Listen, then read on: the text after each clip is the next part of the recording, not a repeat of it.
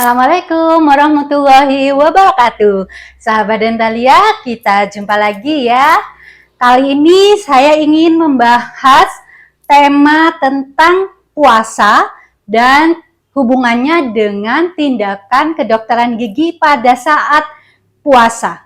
Nah, kali ini video yang kedua. Video sebelumnya, video yang pertama tentang puasa dan tindakan kedokteran gigi sudah membahas tentang cabut gigi pada saat bulan puasa. Nah, kali ini video yang kedua ini saya akan membahas tentang scaling atau pembersihan karang gigi atau buang karang gigi yang dilakukan pada saat puasa. Nah, di sini ada beberapa pertanyaan yang sering saya dapatkan dari beberapa pasien atau dari beberapa masyarakat tentang hubungannya dengan puasa. Yang sering itu pertama, dok, apakah buang karang gigi pada saat puasa itu membatalkan puasa? Kemudian yang nomor dua, pada saat kita buang karang gigi atau scaling, itu kan sering kumur-kumur. Apakah proses kumur-kumur itu bisa membatalkan puasa kita? Nomor 2 ya. Kemudian yang nomor 3, apakah sensasi rasa segar yang keluar dari alat scaler, alat membersihkan karang gigi, atau sering juga disebut scaler, atau sering juga disebut ultrasonic scaler, itu apakah membatalkan puasa? Karena ada sensasi rasa segar. Kemudian yang keempat, apakah pada saat buang karang gigi itu jika terjadi pendarahan, apakah itu membatalkan puasa? Atau darah yang keluar pada saat kita scaling atau pada saat kita buang karang gigi, apakah itu membatalkan puasa? Oke, gitu, seperti itu ya. Kemudian pertanyaan yang kelima adalah pasta profilaksis, pasta yang digunakan pada saat scaling atau sesudah scaling yang dengan berbagai rasa, apakah itu membatalkan puasa kita? Kadang-kadang kan rasa-rasanya itu kebanyakan tuh rasa buah atau rasa mint gitu ya. Nah, yang ditanyakan tuh apakah pasta profilaksis tersebut yang berasa dengan berbagai rasa tersebut apakah membatalkan puasa jika kita menggunakannya pada saat puasa? Saya ingin membahasnya dari dua sisi. Dari sisi agama dan dari segi medis. Dari segi agamanya saya akan membahasnya secara ilmiah dari fatwa Majelis Ulama Indonesia atau MUI dari Kota Bandung, yang ini diterbitkan, fatwanya ini diterbitkan tahun 2018. Saya pedomannya ke sana ya, supaya lebih kuat secara hukum. Dari segi agama saya akan membahasnya berdasarkan fatwa dari MUI Kota Bandung.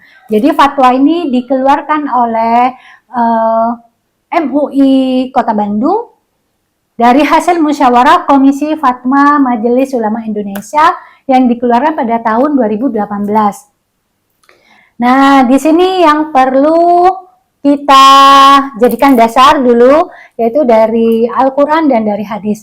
Dari Al-Quran itu saya akan menyampaikannya dari firman Allah Subhanahu wa taala dari surat An-Nisa, surat keempat pada ayat ke-119. Dan aku syaitan benar-benar akan menyesatkan mereka dan akan membangkitkan angan-angan kosong pada mereka yang menyuruh mereka memotong telinga binatang ternak, lalu mereka benar-benar memotongnya. Dan aku akan suruh mereka mengubah ciptaan Allah dan benar-benar mereka mengubahnya. Barang siapa yang menjadikan syaitan sebagai pelindung selain Allah, maka sesungguhnya ia menderita kerugian yang nyata. Kemudian yang kedua, dari Abu Darda berkata, Rasulullah Shallallahu Alaihi Wasallam bersabda, Sesungguhnya Allah telah menurunkan penyakit dan juga obatnya. Dan Allah telah menjadikan obat bagi setiap penyakit, maka berobatlah. Dan janganlah kamu berobat dengan yang haram. Ini dari HR Abu Dawud. Dari Utsman bin Syarik berkata, aku mendatangi Nabi Shallallahu Alaihi Wasallam dan para sahabatnya yang seolah-olah di atas kepala mereka itu ada burung. Setelah mengucapkan salam terus, aku pun duduk. Maka datanglah orang-orang Arab, Badui, dari arah sana dan dari arah sana. Kemudian berkata, wahai Rasulullah, apakah kami boleh berobat? Nabi SAW menjawab, berobatlah karena sesungguhnya Allah Azza wa Jalla tiada menjadikan suatu penyakit melainkan menjadikan pula obat penawarnya, kecuali penyakit yang satu yaitu pikun. HR Abu Dawud. Berikutnya, hai Disi. Nah, kemudian ini ada hadis lagi dari Lakit bin Sabrah radhiyallahu anhu berkata, ya Rasulullah, beritahukan kepadaku tentang wudhu. Rasulullah Sallallahu Alaihi Wasallam bersabda, sempurnakan wudhumu, silangi sela-sela jarimu, dan hiruplah air oleh hidungmu dalam-dalam kecuali jika kamu sedang saum. HR Ashabu Al-Sunan. Maka di sini tidak boleh berlebih-lebihan dalam berkumur-kumur dan menghirup air oleh hidung karena khawatir ada air yang masuk ke dalam perut. Nah, berlebih-lebihan dalam berkumur dan menghirup air oleh hidung hukumnya makruh bagi yang sedang saum sebagai sifat berhati-hati. Jadi ini sebagai salah satu sifat kita berhati-hati dalam berpuasa ya. Apabila berlebih-lebihan kemudian ada air yang masuk ke dalam perut, maka batallah saumnya. Nah, lantaran ia telah melakukan sesuatu yang dilarang. Dan jika tidak berlebih-lebihan kemudian ada air yang masuk, maka tidaklah batal saumnya. Jadi kalau kita misalnya berwudunya ke kenceng-kenceng gitu ya, atau dengan tidak berhati-hati sehingga air yang masuk ke dalam perut itu banyak, apalagi sampai kenyang, itu pastilah batal ya puasanya. Tetapi jika kita sudah berhati-hati dengan tidak sengaja air itu terhirup sedikit namun tidak sampai masuk ke dalam perut, itu ini disampaikan dalam tafsir hadis ini, yaitu jika tidak berlebihan air yang masuk maka tidak batal saumnya, seperti itu ya. Lantaran hal ini karena ia melakukan sesuatu yang diizinkan. Ini adalah pendapat jumhur atau mayoritas ulama. Seperti itu ya sahabat dan Thalia. Kemudian yuk kita lanjut ke hadis berikutnya. Dari Amir bin Rabi'ah berkata, aku melihat Nabi SAW bersiwak atau menggosok gigi dengan kayu arak ketika beliau sedang saum, dan aku melihatnya tidak terhitung. Artinya Rasulullah itu sering melakukan itu ya. Ini disampaikan HR Abu Dawud, Bukhari, dan Tirmizi. Yakni aku sering kali melihat Nabi Shallallahu Alaihi Wasallam bersiwak ketika sedang saum. Maka dalam hal ini tetap disunahkan bersiwak bagi orang yang sedang saum pada setiap hari. Ini pendapat jumhur ulama dan 3 imam tujahid. Dari ketiga imam mazhab ya. Nah, sementara menurut pendapat lain bahwa bersiwak itu dimakruhkan mulai dari tergelincir matahari hingga terbenam bagi yang sedang saum karena mempertahankan bau mulutnya. Sebagaimana penjelasan di atas pada bab fadail. Dan inilah pendapat yang dipegang oleh Ibnu Umar atau Mujahid, Asy-Syafi'i, dan Al-Auza'i. Jadi seperti itu ya sahabat dan Thalia. Jadi ada 2 pendapat tentang sikat gigi pada saat berpuasa. Jadi ada yang 3 mazhabnya itu menyampaikan bahwa hal itu dibolehkan karena pernah melihat Nabi SAW bersiwak pada saat puasa. Namun pada pendapat yang satunya bersiwak itu dimakruhkan. Dan ini alasan ini tujuannya untuk mempertahankan bau mulutnya, karena bau mulut itu adalah nantinya katanya menjadi baunya surga di akhirat, seperti itu ya. Kemudian ini ada hadis lagi dari Abu Hurairah radhiyallahu anhu berkata, Rasulullah sallallahu alaihi wasallam bersabda, barang siapa yang merasa mual sehingga muntah padahal dia sedang berpuasa, maka tidak wajib mengkodoknya puasanya. Dan siapa yang sengaja berusaha agar muntah, maka wajib dikodok. Di dalam riwayat lain dikatakan barang siapa muntah dengan sengaja, maka wajib mengkodok. Hadis HR Ashabus Sunan dan mensahihkannya. Jadi di hadis itu dijelaskan bahwa kalau yang sengaja memuntahkan itu membatalkan dan harus mengkodok puasanya. Tetapi jika mual dan muntahnya itu tidak disengaja, muntahnya secara spontan, itu tidak membatalkan dan tidak wajib mengkodoknya. Seperti itu ya. Hadis ini menyampaikan bahwa saum itu menjaga dari sesuatu yang masuk, bukan dari sesuatu yang keluar, seperti teori atau kaidah yang sudah populer di atas. Tetapi tidak demikian adanya bila sesuatu yang masuk itu tidak melalui lubang atau rongga yang terbuka, seperti obat suntik atau infus yang dimasukkan melalui bawah kulit, maka tidak membatalkan puasa. Jadi menurut pendapat ini, yang dimaksud memasukkan itu melalui lubang yang melalui saluran, lubang yang memiliki saluran gitu ya, atau yang terbuka seperti obat suntik atau infus yang dimasukkan melalui pembuluh darah, melalui bawah kulit, maka tidak membatalkan puasa. Nah, sekarang ini tentang hadis yang berhubungan dengan wudhu tadi, bahwasanya telah diceritakan di samping Ibnu Abbas mengenai wudhu karena makan. Kata Al-Amas, dan pada kesempatan lain pernah pula diceritakan tentang dibekam bagi orang yang sedang berpuasa, maka Ibnu Abbas berkata, sesungguhnya keharusan berwudu itu karena ada sesuatu yang keluar, bukan karena ada sesuatu yang masuk.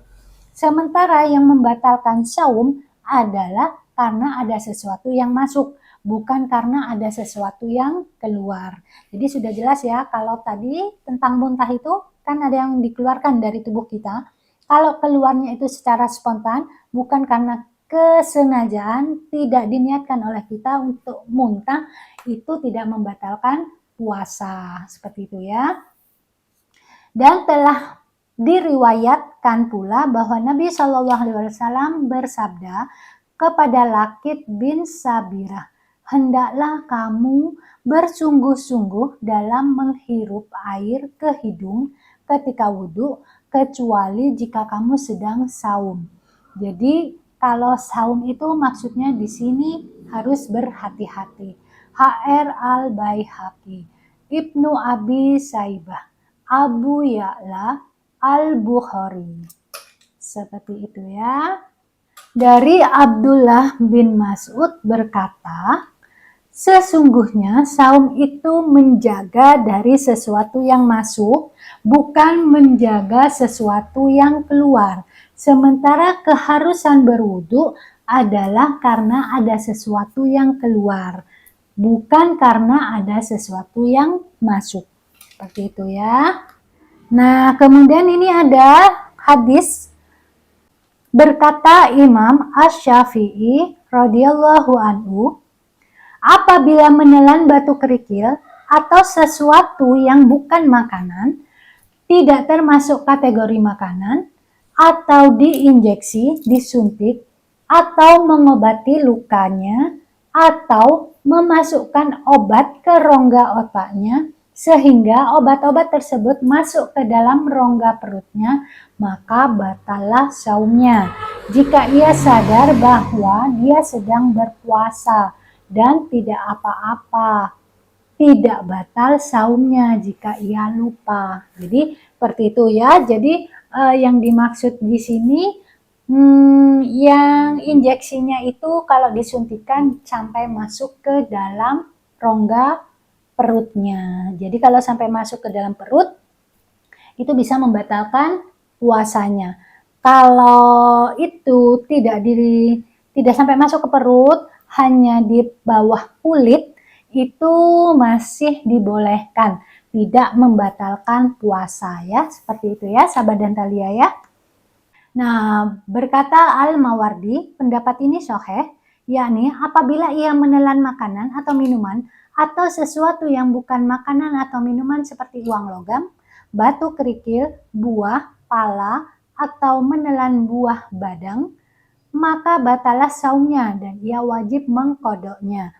Apabila hal itu dilakukan dengan sengaja dan ingat bahwa dia sedang saum.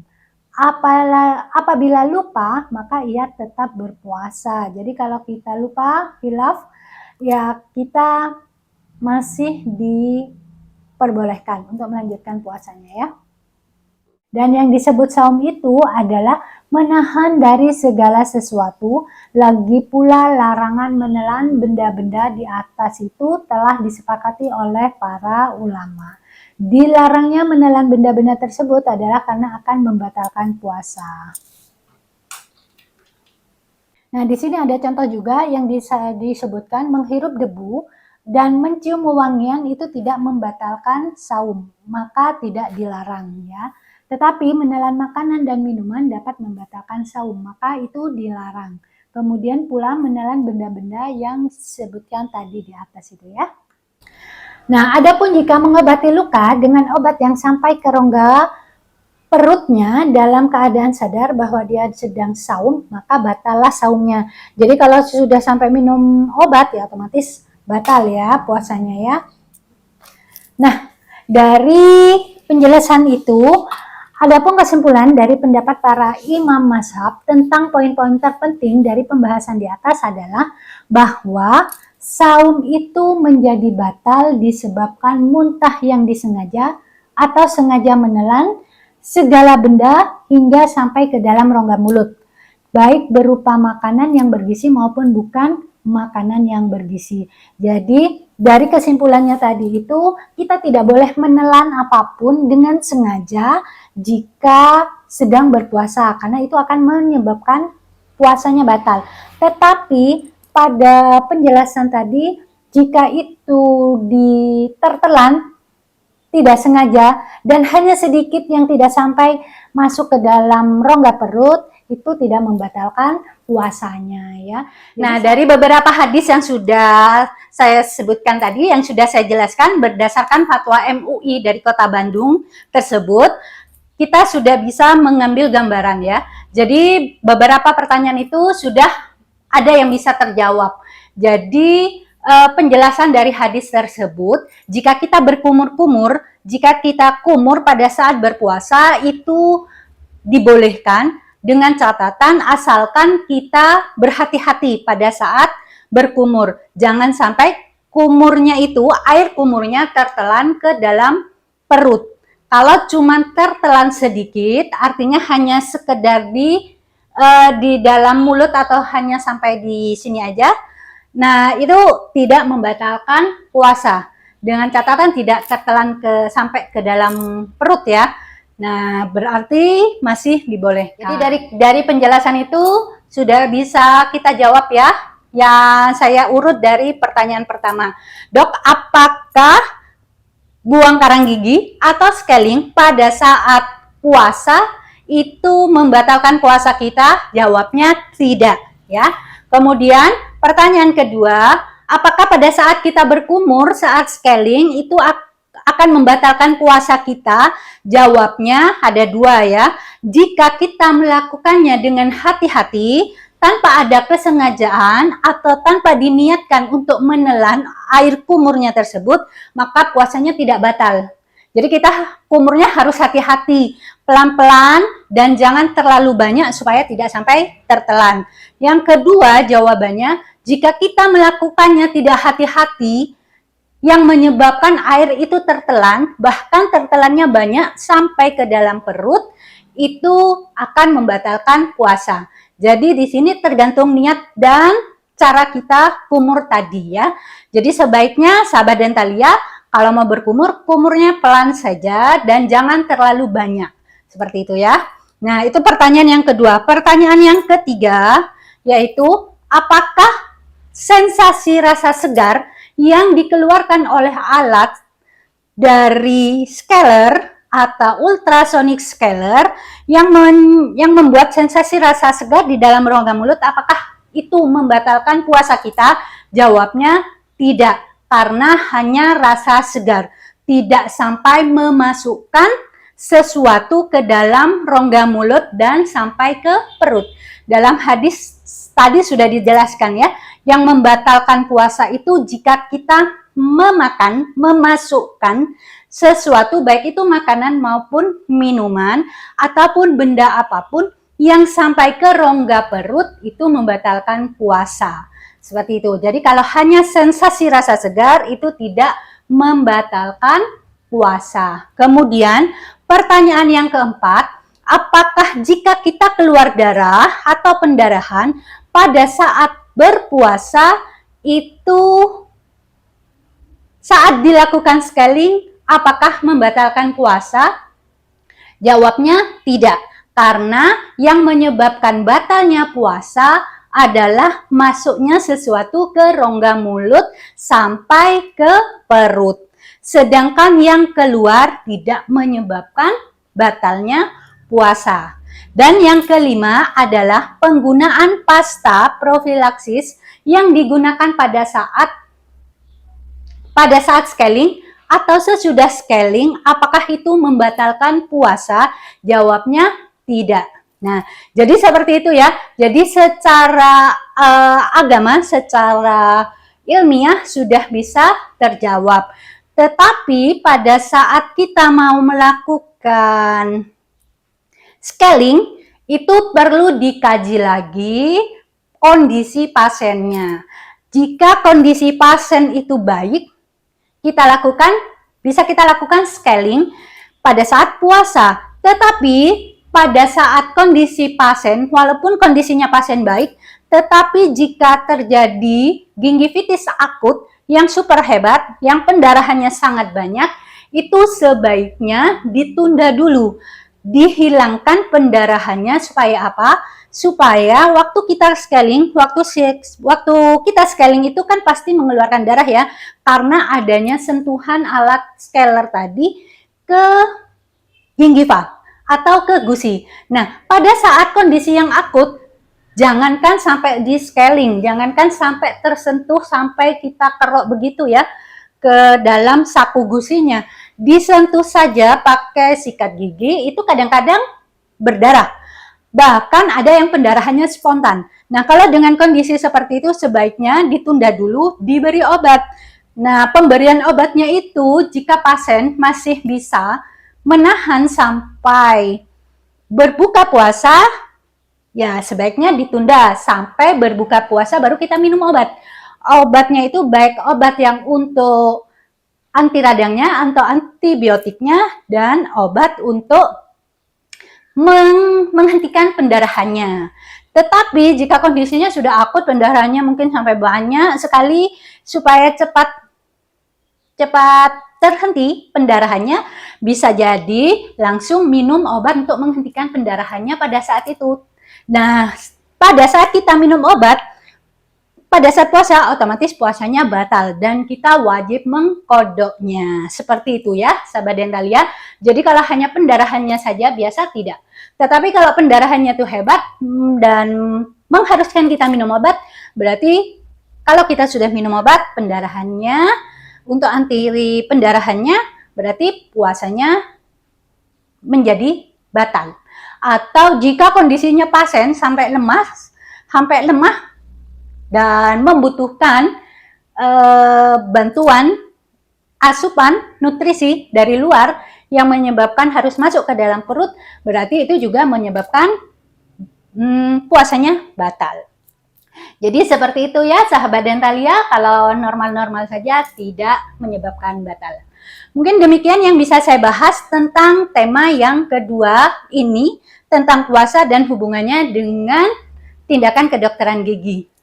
Terima kasih banyak, semoga bermanfaat dan semoga puasa kita diterima sebagai amal ibadah oleh Allah Subhanahu wa taala dan meningkatkan keimanan kita kepada Allah Subhanahu wa taala.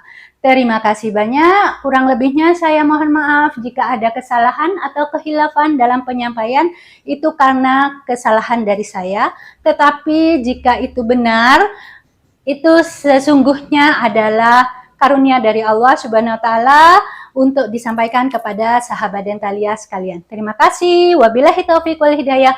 Wassalamualaikum warahmatullahi wabarakatuh. Salam sehat.